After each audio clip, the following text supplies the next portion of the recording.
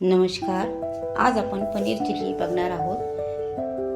हॉटेलमध्ये आपण स्टार्टर म्हणून मागवतो ना, तशीच पनीर चिल्ली आज करणार आहोत. तर एका वाटीमध्ये मी 4 चमचे कॉर्नफ्लॉवर घेतलेले आहे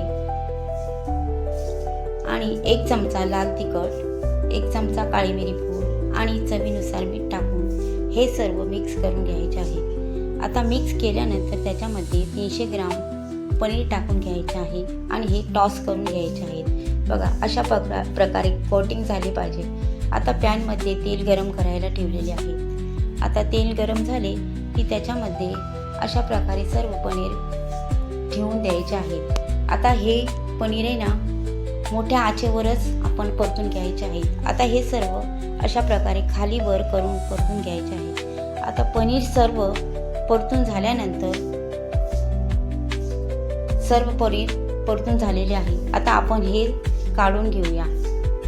एका वाटीमध्ये हे सर्व पनीर काढून घ्यायचे आहे. आता सेम कढईमध्ये मी तेल गरम करायला ठेवलेले आहे.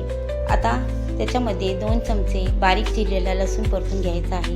1 चमचा अद्रक घ्यायचा आहे, तोही परतून घ्यायचा आहे आणि 2 हिरव्या मिरच्या चिरून घेतलेल्या आहेत, त्यासुद्धा परतून घ्यायच्या आहेत. आता हे परतून घेतल्यानंतर त्याच्यामध्ये बारीक चौकोनी आकाराचा कांदा मी कट करून घेतलेला आहे, तोही त्याच्यामध्ये टाकायचा आहे. ढोबळी मिरची पण टाकायची आहे आणि सर्व परतून घ्यायचे आहेत. आता एका वाटीमध्ये मी 2 चमचे कॉर्नफ्लॉवर घेतलेले आहे.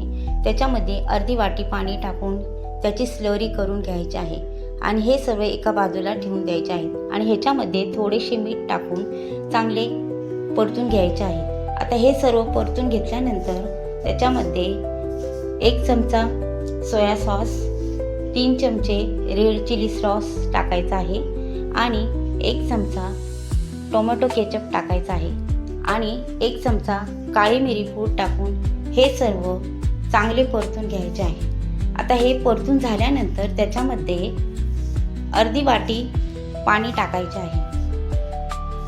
आता अर्धी वाटी पाणी टाकून हे सर्व चांगले परतून घ्यायचे आहे. आता गॅस एकदम फास्ट ठेवायचा आहे. फास्ट ठेवल्यानंतर त्याच्यामध्ये आपण स्लरी केलेली कॉर्नफ्लॉवरची ती पण टाकून चांगले मोठ्या आचेवरच परतून घ्यायचे आहे आणि पनीर तळलेले टाकून चांगले टॉस करून घ्यायचे आहे. आता तुम्ही बघू शकता, हॉटेलपेक्षाही भारी पनीर चिल्ली तयार झालेली आहे. तुम्ही पण नक्की ट्राय करा.